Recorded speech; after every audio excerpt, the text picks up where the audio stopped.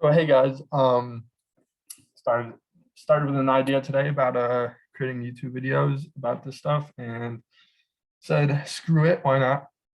I thought it'd be hilarious. So what we're looking at today is a simulation game, um, and it's for one of my business classes. And uh, basically, to cut to the chase here, we're trying to beat five other groups in my class, and the groups are divided into about 5 people a group.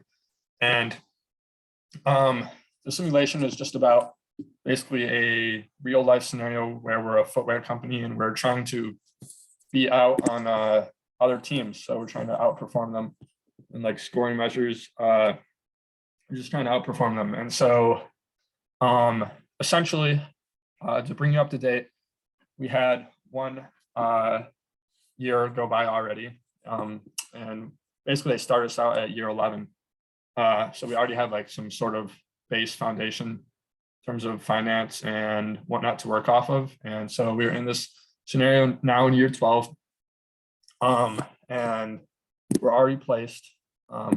This is going to be going for the next 10 years. So we have 9 more years to work on. So in each year is completed every week at midnight on Sunday. So hopefully I can get these videos out to you guys every week, Monday probably. But essentially, here's the situation we're in. My group's name is Royal Kicks, and currently we're in 3rd place.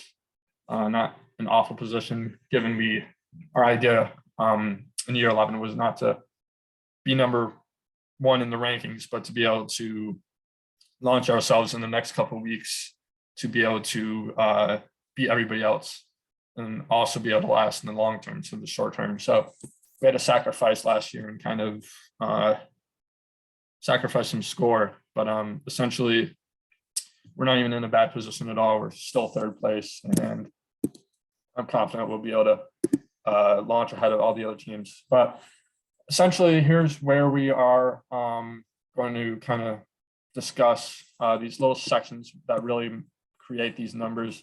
On the left here, we have EPS, ROE, credit rating, and image rating. And all of them are connected and interconnected with one another. We also have net revenues, net profits. This is a change from year 11. So we're getting the previous years. And we're looking at also our ending cash. And so this year I already went through and basically updated everything that I wanted to update so that we'd be ready for year 12 or year 13 rather. But here's kind of our strategy. These base wages and fringe benefits, these got a lot to do with our production workers and our training and how we look from the outside. And so this affects our credit and image rating quite a bit, as well as our EPS, because the more we spend on our workers, the less beneficial it will be for our scoring financial measures. So we're trying to take into consideration and balance all these things. And one interesting thing that I'm still learning this, but I think one most important part about this page is the best practices training here. We're spending more money on our workers. This not only gives us a better image rating, but it makes our workers more efficient so that financially they can give us better bang for our buck that we spend on them. So just right now we're investing quite a bit per worker, making sure that we do it now so we get every benefit out of it for the following years. So yeah, we're considering the long term as well as the short term here. Nothing much else going on that page. Here we have a lot going on. Branded production. This is our first production tab, and basically we are looking at basically everything that's going on here. Superior materials. All these things are playing into factor how we are going to look on the EPS side of things. And you can see currently we're only in North America and Asia. And I wanted to change that this year. So I decided that we're going to start producing in Latin America as well. And I also added on to our North America segment as well. But back to the branded production real quick. We're trying to kind of keep everything in balance here, essentially. you can see that the total branded production needed, basically this is the demand that we're going to be looking at in year 12. It's 10,700 right here. And we need to meet that. And so what we're doing is manufacturing actually a little bit more than necessary, 11,700. And basically you'll see, I don't know what I'm doing here. Okay. So you can see here, if I change this to like 6,000, see how this changes our numbers over here. But my plan, I haven't fully updated this for this year yet, but my plan was to start to implement some market share into private label, which we'll get to in the future here. But essentially, we are manufacturing this many pairs and our demand is this many. We got to take into consideration that pairs are going to be rejected as well. So we kind of have to overproduce in order to meet this demand fully, because we want to meet the demand with as many, like as close as possible, so that we're being as efficient as possible. Makes a lot of sense. I just can't talk. And so production facilities, this is pretty self-explanatory. We're producing equipment, purchasing equipment this year so that we can use it in the following years. I opted in for this revision because I thought even after 2 years we'll be even past break even. This is the amount it costs right now. This is what's going to give us it annually. So this is what we're getting out of it annually in terms of cost and expense saving. So in 2 years we'll be already making past break even on this. So I thought that's a good idea. Some of these are not worth it in the grand scheme of things. You got to think about cash and liquidity at the moment. Nevertheless, like I said earlier, we're investing in Latin America and North America. Last year, I invested and produced or found space for production equipment in Asia and North America. And basically, these are just coming out of our ending cash. And so we got to take into consideration that we want to have a comfortable amount of ending cash for the following year, but we also want to be able to spend some of it so that we can make the most out of it. So we'll move on. Distribution and warehousing. Still learning about this as well, but these are our pairs to be shipped from facility to. So in North America, the logic here is kind of like to make this look as optimal as possible. And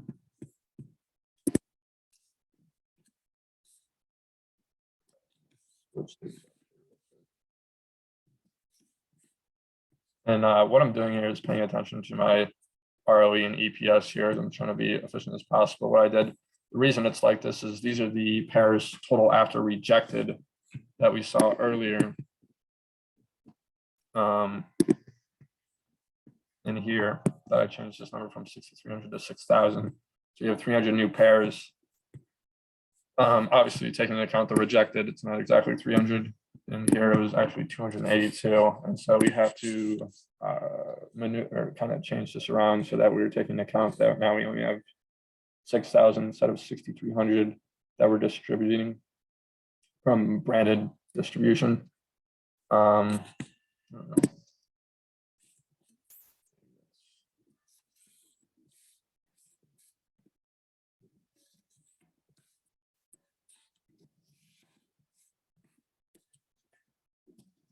Trying to kind of maneuver my way around here.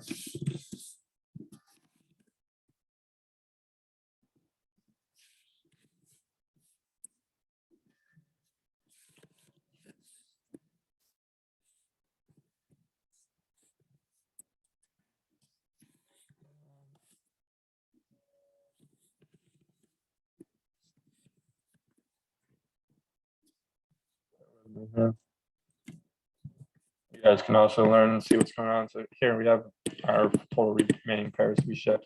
It's now equalized and it's all happy and good now.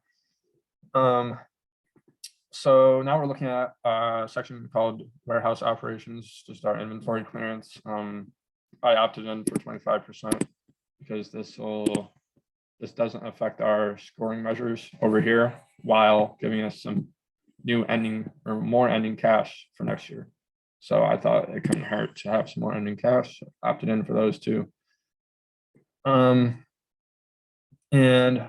yeah, I mean, these are just kind of statistics that I'm still learning about, trying to take into account. But yeah, I mean, we're just making sure this is actually a lot right here. I have to pay attention to this projected inventory surplus or shortfall. We kind of want to be right around zero. We don't want to be, we don't want to have a surplus of inventory. We also don't want to have a shortfall. We're trying to meet our demand and supply equally. I'll come back to that, but try to figure out how we can improve that. But this is our internet marketing portion. Our strategy was not to invest in internet marketing, a lot rather wholesale marketing, which you can see here. And so we have our advertising is actually extremely low compared to last year. I decided we're going to cut out all costs or a lot of our cost here, and we're going to kind of just play to be for the future. If we want to come back to this, we can, but for now we're taking our expenses and moving them elsewhere. But our operating profit margins here are extremely good. We're in a good position here. We just have to take into account competitive assumptions. I priced all of these very highly because I feel like the supply or the demand in the market is still going to be there even after people price around these retail prices. So we can still sell with these high retail prices and still get a decent amount of sales in terms of units. So we're not sacrificing much here, and we're creating really, really good operating profit margins. This has a lot to do with our net profit. Net profit is huge because that means if we're doing well in net profit, we're creating a lot of sales while cutting the costs. So we're being efficient with it.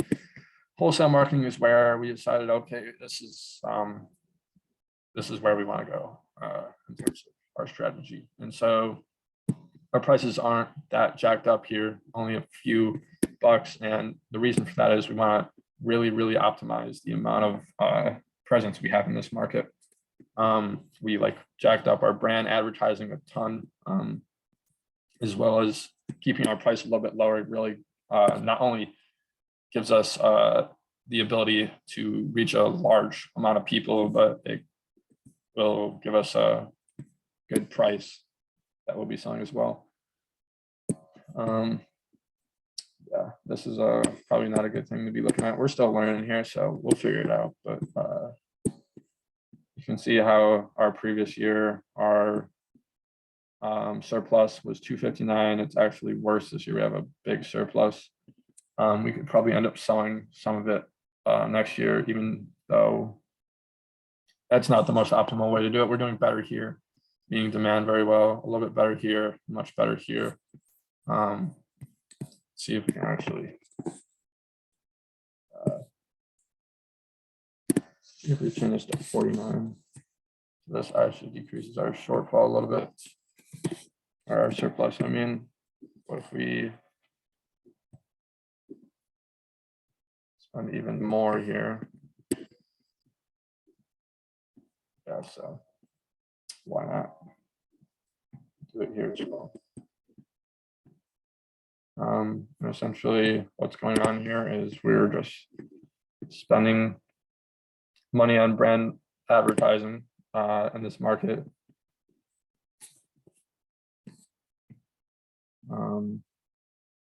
We're doing closer. Essentially that's what's going on. So we're trying to meet the demand and supply again. Private label, this is what I talked about earlier, where we were talking about the 6,300 and the 6,000 in this tab in North America.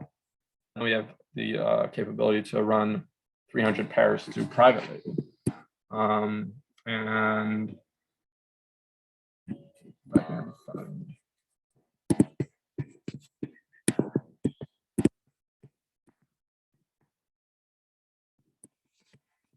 I've been very familiar here. Might be here. Yeah. So our private label segment, this is for North America, which is what we're concerned with. We can see that 3 companies actually are not even in the market right now, which means, and we're group E here.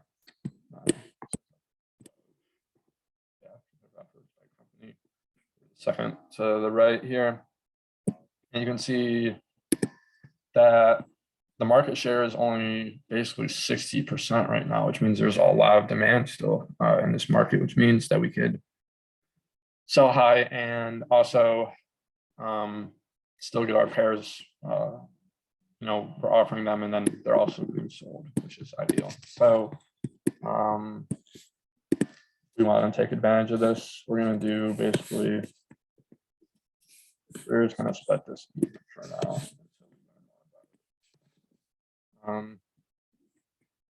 And yeah, so this is what's going on here.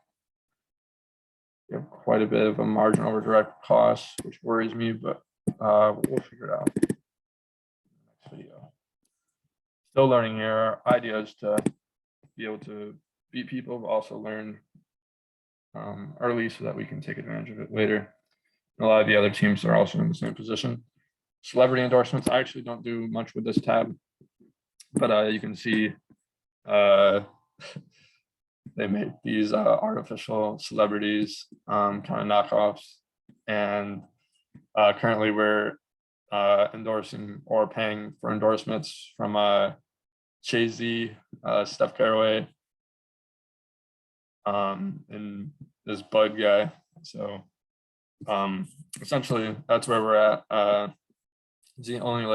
We've got 3 celebrities right now. We're paying a decent amount, but not like killer like this. These guys paid 8,000 for this guy, which is quite insane. Not to mention we've also got 3-year contracts down here. So these will last till year 14, which is great. So we have some sort of plan for the next couple of years here. But yeah, leave a comment in the section if you guys think we should invest in different celebrities. I'm totally down to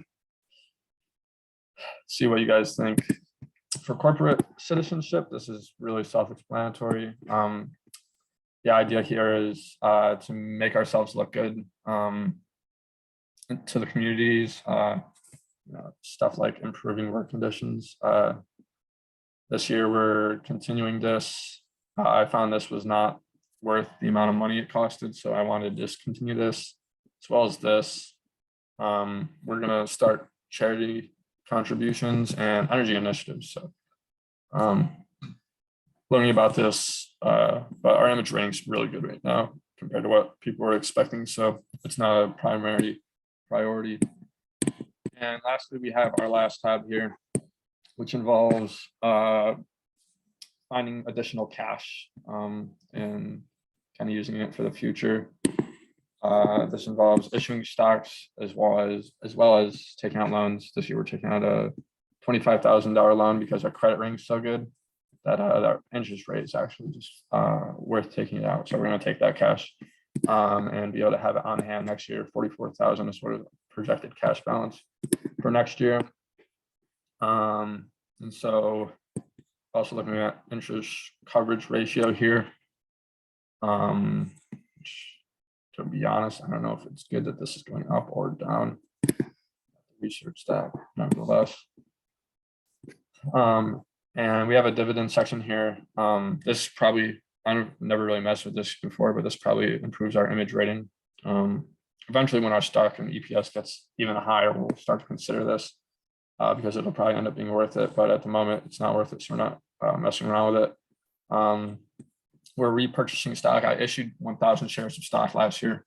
And if it makes sense, that increases our outstanding shares, which in turn decreases our EPS. So buying these back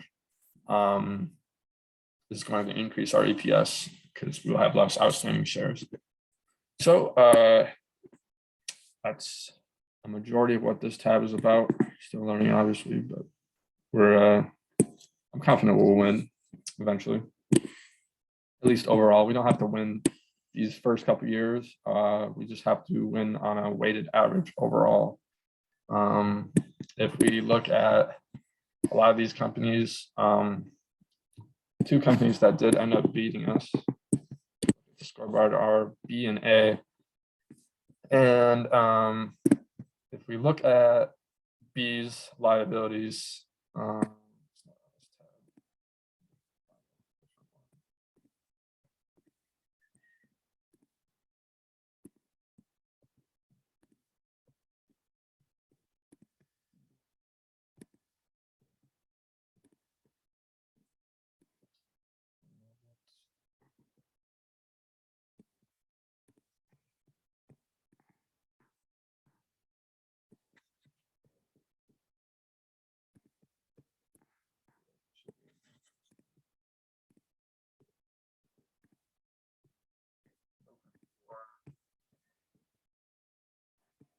it's down here. Yeah, it is. Okay, so if you look at where E here, pretty average amount of liabilities. B, which is in first place right now by quite a margin, took out almost double our current liabilities as well as almost double our long-term liabilities. So they're double total liabilities right now, which means they took out a ton of loans and spent a ton of cash. So they have a lot of debt, which means that essentially they're kind of digging themselves into a hole early, in my opinion, because they've got a ton of liabilities that they're going to have to try to work and finance in the future. And if they don't end up creating great net profits, they're going to end up losing money and not being able to invest or take opportunities in the future. So yeah, essentially that's what's going on here. If we look at A, when I was looking at Group A, because they also beat us, not by as much last year, but by quite a margin. I don't know if I can find it around here, but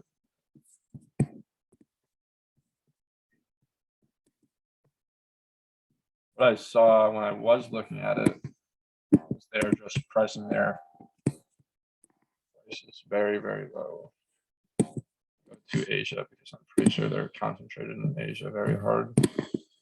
Yeah, so what's going on here? You can see that they're pricing their wholesale price and their retail price just about as low as anybody else in the market. So playing, even Group B is doing this too. They're playing to kind of attract customers through low cost.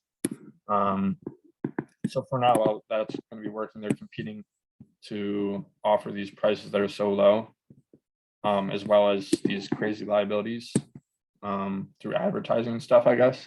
Not exactly sure. I guess all these loans that they're taking, that they're investing into that last year. So basically what I'm trying to say is their low price as well as their high expenses is going to kind of bite them in the butt in the future, because they're not going to have a lot of space to kind of play around with demand, because they're already kind of putting themselves in a low profit margin by decreasing costs and increasing a lot of expenses. So not too worried at the end of the day. Their segments at the moment are beating us, and on the scoreboard, they're winning for now, but I'm confident that our score measures for the next year are going to outdo them. Even just in the second year, we'll be already ahead of them and in a better position. So it's exciting. Just got to figure out these surplus.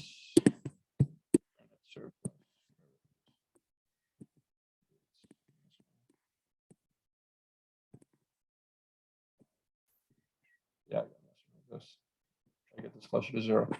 But obviously, we will continue next week and see where this all goes, and keep the videos coming. This should be around a video a week, obviously, but it'll be for each year and our situation and our strategy. But yeah, we'll see where this goes.